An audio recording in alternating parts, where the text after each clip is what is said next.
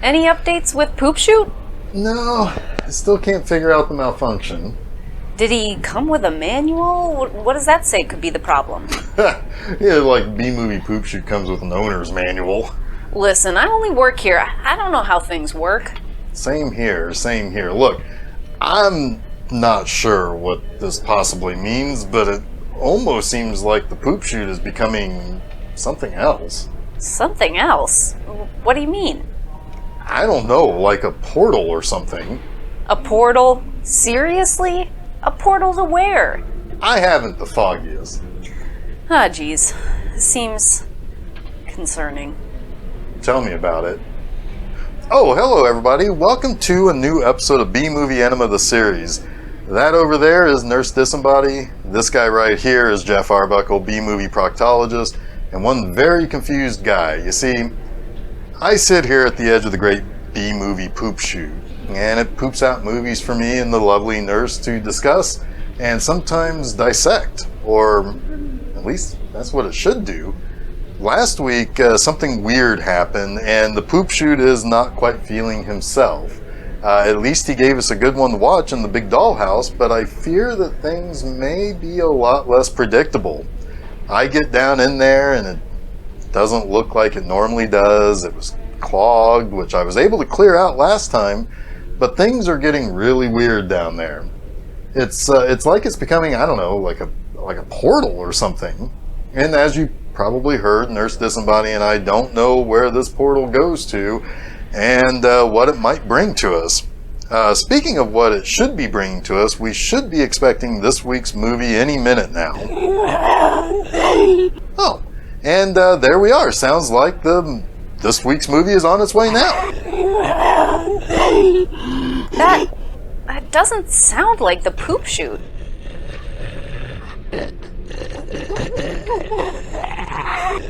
Oh dear. What's wrong? What is it? I'm not too sure how to say this. What is it? Well, it's zombies. A whole bunch of zombies. What? Zombies? Yep, zombies, but hey, there's good news here too. I'm not sure how there could be in this scenario. No, it's fine. They're about an hour and a half away from us. What I was going to say is that this week's movie came ahead of the zombies, and it's a pretty good one too. Should we be locking stuff down and making sure those zombies don't come out of the Poop Shoot? Maybe later, but let's talk about the movie the zombies sent up the Poop Shoot at us. Now, this week's movie goes by a few different titles, and I'm going to be referring to it as Let Sleeping Corpses Lie, but the film's print that we'll be watching will actually say its other popular English title of The Living Dead at the Manchester Morgue. What makes this movie that much more interesting is that while it takes place in the English countryside in a small village, and feels and looks very British, it is not. This was an Italian and Spanish co-production and directed by Spanish director Jorge Grau. Now, Grau wasn't exactly a horror guy. He got his start by making short subject documentaries before moving on to make feature films. He mostly worked in the 60s and 70s and racked up over 30 directing credits. He primarily did romance dramas, crime dramas, and horror or thrillers here and there. But let's put it this way, I'd say Grau was likely the type of guy that maybe fellow Spaniard Jess Franco would have liked to have been. No offense toward Uncle Jess, but let's face it, Franco spent most of his career from the late 60s onward steering more into the exploitation or sex type films. Now we're going to get things started, but let it be known off the top, this is a well-liked and appreciated film, but it is a slow burn for the first half of the movie or so, and we're going to have to let it ride out. I'm fine with letting the movie ride out, but I really don't want you to say we're going to ride out the oncoming zombie horde that are coming through the poop chute. Yeah, I suppose we can try to figure something out to plug them up, or, I don't know, to keep them at bay or whatever. Whatever you decide to do, I suggest maybe you do it fast. Yeah.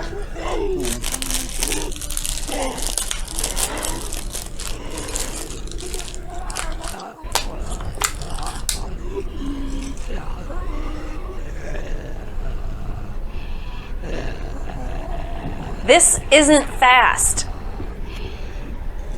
Oh, yeah.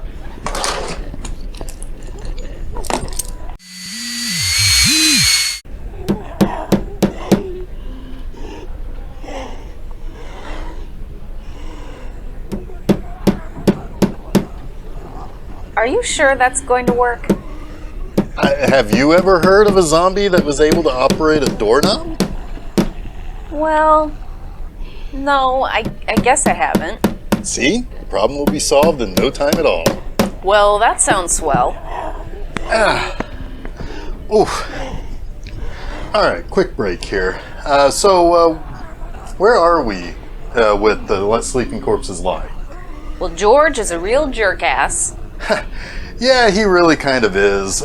George is played by Ray Lovelock. Now, Lovelock had a pretty decent career up until the time of his death in 2017. Being in this movie was not an insignificant get for Growl. In 1971, Lovelock was in Fiddler on the Roof. Now, Fiddler was an Academy Award winner, and what very likely few know was the highest grossing movie of that year. Now, Lovelock being in Fiddler on the Roof wasn't all that surprising because he also had a music career. While acting, he also recorded and released 10 singles, including one of my favorite song titles ever. Oh yeah, in 1976 he contributed the theme song to a movie called Live Like a Man, Die Like a Cop. Amazing. Even more so because Ray Lovelock's George is not exactly friendly to the police. And our lead investigator in this movie is absolutely not fond of him. Oh, we'll need to unpack that animosity between them. Oh, we certainly will as this movie carries on. But for now, we really need to look at the three determining factors of how this movie carries on through the first act of this film. The first is that George and Edna have a very little appreciation for each other when they first meet. Oh my god, George is such an asshole to Edna. Yeah, George is leaving the city for the weekend. He's apparently got some house out in the country that he's fixing up with friends, and I think it's important that we see the first 5 minutes of this movie. Yeah, that's crazy. The camera focuses on specific people who look kind of weird, the city is crowded, there are nuclear power plants spewing smoke, and that girl streaking? What was with that? Hey, that's free love, baby. Do you think that was real, or did they hire her to do that?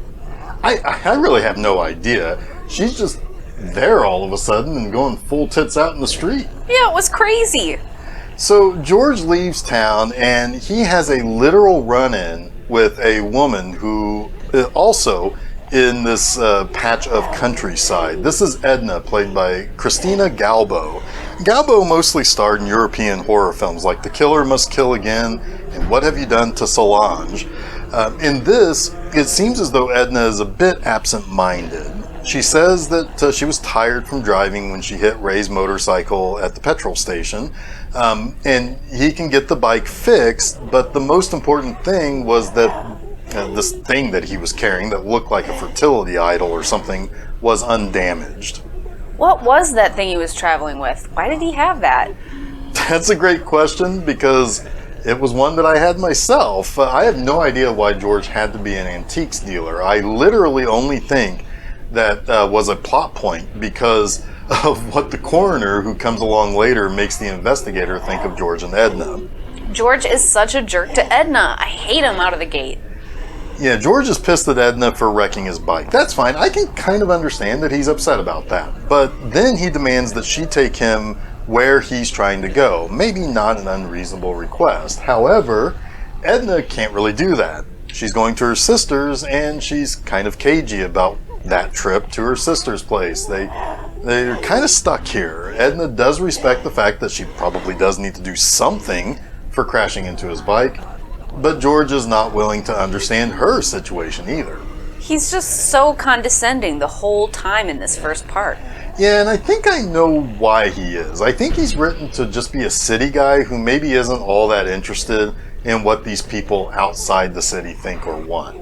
He could still be a little nicer. Well, I'll give you that. It wasn't uncommon for European movies made to appear to be set in England to portray the English protagonist as kind of a conservative and sort of rigid guy who thinks he always knows best. And that kind of goes on further display when he comes across these people from the Department of Agriculture and their supersonic pest deterrent. Apparently this thing will whomp and thump away, and it would create a signal that would mess with the brains of lower creatures like ants and parasites. But how George finds this machine is actually quite by accident. He is driving Edna to her sister and brother-in-law's house, but they get lost and they have to stop to get directions. And what we learn about Edna's sister Katie is that she's a junkie, and her husband Martin wants Edna to help him get Katie to a hospital for help. But then spooky things happen. Edna is seemingly attacked by a man with red eyes, wet clothes, and a kind of mindless aggression. That same man makes his way to Katie and Martin's place, and he attacks Katie, but she escapes when the school attacks and kills Martin. And that's why we have these police investigators and where they come along in this story. But more about that in a little bit. Nurse, tell me about that Ray Lovelock rabbit hole you fell down. Well, I was going through his filmography and Googling his other roles, and I discovered he always wears his hair in bangs. Huh, yeah, you're right. But I think I figured out why. Ooh, do tell. It was all to mask the growing five-head, as seen here in Exhibit A. Oh my god, I think you're right. Case closed. Good work. I think we probably should be getting back to the movie, though. Yeah, and you probably need to get back to work on your, apparently zombie-proof door. Yeah, you say that as if you don't think it will help keep the zombies out. I mean... I did math. The door will work. You suck at math. Yeah, you're right. One side. I'll get in there. See, I told you the problem would be solved in no time at all. Always have to bail your ass out. There. Door installed. No zombies. Yeah, that's some pretty good craft ladyship, if I do say so myself. Damn straight. So this whole second act of the movie is basically stringing threads together. The coppers think Edna and George are to blame because, I don't know, they're outsiders, I guess. Yeah, and that inspector is aggressive right from the beginning. Well, you know, crime doesn't solve itself. You gotta get easy wins somehow. I think George kind of makes it easy for the inspector to not like him, too. He's an aggressive dick to Edna, even more aggressive towards cops. He even rips into some old lady at the end. George, dude, you're not doing yourself any good here. Then he makes a big production out of taking Edna to the crypt to show that the guy she claims she saw is lying dead in a coffin. But it's empty. Yeah, you doofus. She told you so. It's good that you brought that up because that scene changes the entire trajectory of the movie. Not only does he understand that Edna did indeed see someone that is supposed to be dead, but that, yeah, he is indeed the dead guy. He also spots how more zombies happen. They pass the ability to come back to life through their blood as if it's infected or parasitic. It's weird, but it works. This stuff gets pretty spooky, too. I love the sound during the zombie attacks. It feels so hollow, and a combination of sound effects and music recorded somewhere echoey. I love it. And it also makes a sound like a heartbeat or pumping blood. It's so spooky. Yes, so listen for that, dear Animaniacs. It continues to build until it completely cuts out in the climax of the next segment. I think where the sound is actually coming from is kind of imitating the sound of the supersonic machine killing the ants and bugs and parasites and stuff. And I love how George does figure out what's going on and the explanation for this whole movie. He's told by the machine that the machine only affects things with lower levels of consciousness, right? He doesn't connect this right away, but 3 babies born over the last 24 hours became aggressive and tried to attack nurses. So when George does begin to figure it out that the supersonic radiation machine is to blame, he connects it as such. You know, when you pick a flower, nurse? You mean like this one? Yeah, So, yeah, like that. Well, those flowers continue to live for days after being snipped at the stem and away from its usual source of food and water. Sure, it can live for a bit in a glass of water, but it's basically the living dead at this point. What if not everything in your body shuts all the way off when you die? If that's true, then the supersonic radiation stuff will activate that and bring you back to life. So, nurse, you might want to get rid of that flower before it becomes a zombie and tries to eat us all. That doesn't even make sense.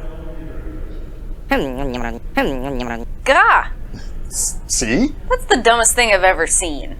I think that might actually be a poop shoot thing. We really need to get that fixed. Yeah, I was kind of hoping that door was going to be good enough for everything. No. Bummer. Anyway, I really do like this movie quite a bit. It's not a fast-paced movie. In some ways, it is a lot like George Romero's Night of the Living Dead. That's not a quick-moving movie either. Things happen with intent. It may seem like this movie has some fat, like George being an antique dealer, or that he's supposed to be fixing up this property that he has out in the middle of the country. But one of those things is going to have a purpose in the third act. The other, George being a city person out here in the country, well, that's to make the movie go down some interesting paths, like how he can't get the local cops to listen to him, or how he perceives how others look at him. There is good filmmaking here. The film was shot with the intent to... The hell is that? Sounds like someone knocking on the door. The zombie door? I guess so. Who's there? Dead guy. Who? Zombie dead guy. Oh, yeah, zombie dead guy. Yeah, right, like I'm going to open the door and let you eat us. You're gonna have to try harder next time to get old Dr. Jeffrey Enema guy, Dr. Jeffrey R. Arbuckle. I guess it's good we finished that door. Yeah, I guess they were a little bit closer than we thought.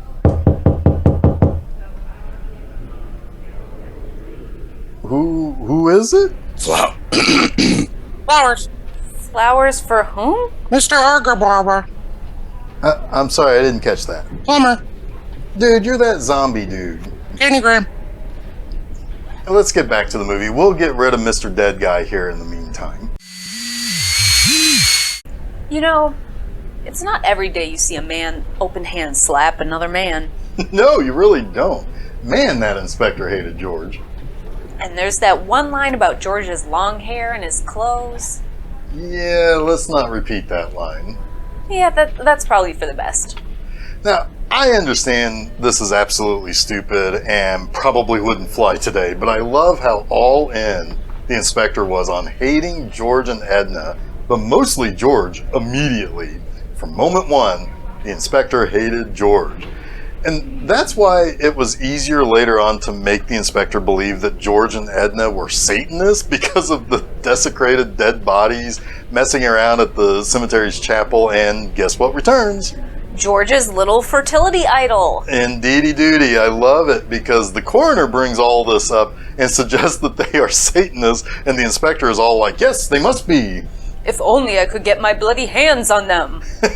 This guy has such the hard-on for making George pay for something he didn't do, only stumbled upon, and unfortunately needed to have a cop show up at the cemetery to see everything with the zombies and such to back him up. Then, when he gets to the hospital and sees everything going on, and he just shoots George 4 times. Then, maybe thinking that's not enough, goes ahead and shoots him a 5th time just for the hell of it. But you know, the inspector would totes kill George again if he could. Gosh, I sure am glad that he's going to get a real good night's sleep now that he blew an innocent man away. Hey, whatever it takes to get your Z's. Now, you had a Ray Lovelock rabbit hole, and I had an Arthur Kennedy rabbit hole. Kennedy plays the inspector, but he was an even bigger get for Jorge Grau. Kennedy was a 5-time Academy Award nominee. Kennedy had over 100 credits to his name. In 1949, he'd get his first Oscar nomination for Best Supporting Actor for the movie Champion. 2 years later, in 1951, he'd get his lone Best Actor nomination for Bright Victory. In 1955, he was nominated for Best Supporting Actor again for Trial. Again, in 1957, a Best Supporting Actor nomination came for Peyton Place. And finally, in 1958, he was nominated for the final time for Best Supporting Actor in Some Came Running. He won no Oscars. However, he is not the only person who recorded 4 losing campaigns for Best Supporting Actor. He shares that honor with Claude Rains, Robert Duvall, Jeff Bridges, and Al Pacino. And those 5 films he received Oscar nominations for weren't his only big-time movie credits. He appeared in the Errol Flynn, Olivia de Havilland film, They Died with Their Boots On, as well as the Humphrey Bogart, Ida Lupino crime adventure High Sierra. Then, in 1962, he appeared in the epic Lawrence of Arabia. And there were many more memorable movies he appeared in during his 50-year career.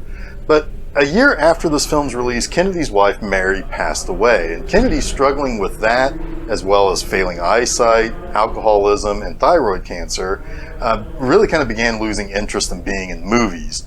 He would ultimately make a comeback in the late 80s, right before his death in early 1990. The inspector may have been crazy, but he was portrayed by an actor of quite a bit of pedigree. This movie gets moving pretty quickly in the final act. It gets pretty hairy for everyone.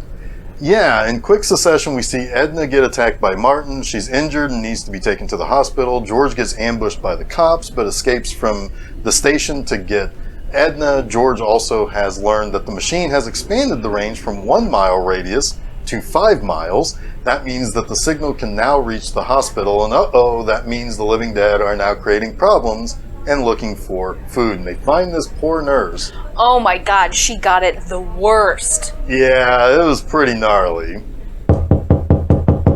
Go away, zombie dead guy. You're not gonna rip my boobies off. I think you got rid of them, nurse. Sometimes you just gotta be forceful. True enough. Now the whole hospital goes to shit pretty damn quick. Katie gets attacked by Martin, turns into a zombie, then attacks Edna. That makes her into a zombie. George is shot by the inspector, but he turns around to come back and kill the inspector in the end. All's well that ends well. Nurse? What's up? The world awaits your final thoughts on Let Sleeping Corpses Lie. Alrighty, here goes. Let Sleeping Corpses Lie starts slow but slowly builds momentum to the point that really helps bake the eerie atmosphere into a series of unsettling zombie attack scenes. As the attacks continue into the hospital, the moody soundtrack begins pounding like a heartbeat, getting louder and louder. Add to that the lead character that you can't quite figure out if you can really like him, and an inspector who is maybe more dangerous than any zombie, and you've got yourself a quality chiller. I give Let Sleeping Corpses Lie a score of 4 poops out of 5. Awesome! That should pretty much do it here for this week's episode. On behalf of Nurse Disembody, who's totally not going to be eaten by a trio of hospital zombies, I'm Jeff Arbuckle, here to remind you that if you come across a sleeping corpse, for fuck's sake, let it lie. Also, maybe watch out for any newfangled sonic radiation machines. And be sure to avoid a killer slap-happy police inspector, because they're real bastards.